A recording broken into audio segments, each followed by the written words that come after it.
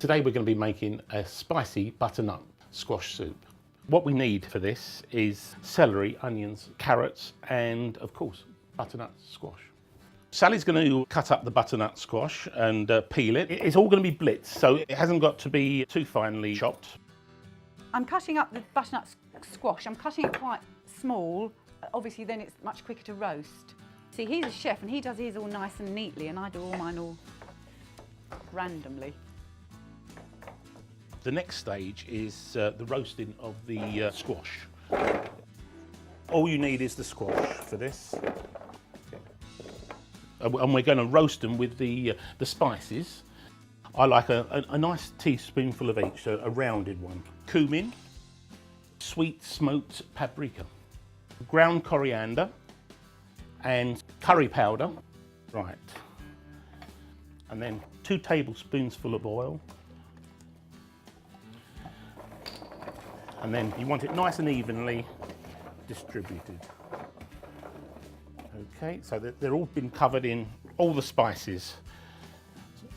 And then we're going to roast them in the oven for 25 minutes. We're going to use the last 2 tablespoonfuls of oil. And then we're going to put all the remainder of the vegetables, garlic and chilli, into here. And don't waste it, what's on the knife either. And then we've got to sweat these off. The important thing is with these sort of dishes that you have to give it time to sweat off. About 10 minutes, you know what I mean? And you want it to soften but not colour. I'm going to use 2 stock cubes as we're making soup, and 1.5 litres of water.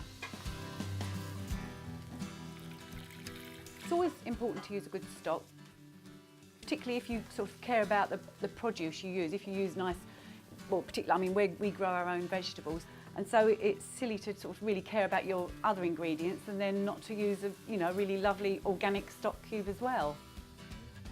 The vegetables have finished sweating off, just right. Going to check the squash, and that's lovely. Look, you can see that they've roasted. There's a little bit of give there to the squash where they're cooked, and we're going to add these now to the vegetables.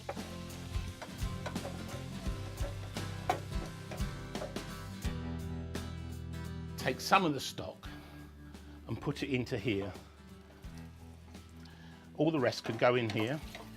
And now I'm trying to get those flavours off the bottom of the pan.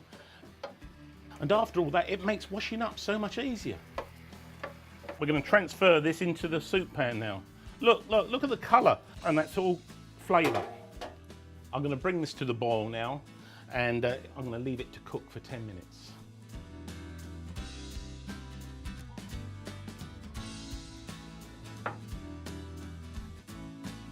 It's had that 10 minutes of cooking now. We're going to take it over. Always make sure that you've got the blitzer right in the bottom of the pan, because otherwise it'd be all over the place.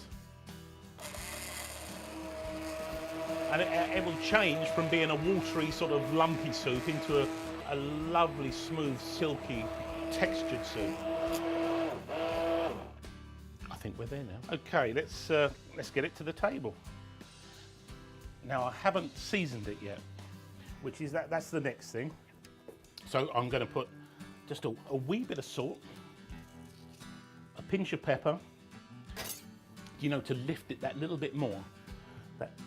I'm going to squeeze half a lemon in this, and it will just lift the flavours.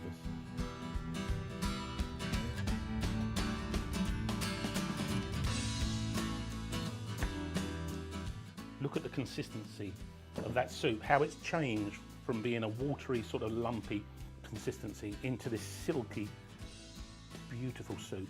It must be one of my favourite soups. It really must be. And to finish it, you want a good quality olive oil. Thank you. Oh, that's lovely. Wow. Good ingredients, good stock, and you can have a great time.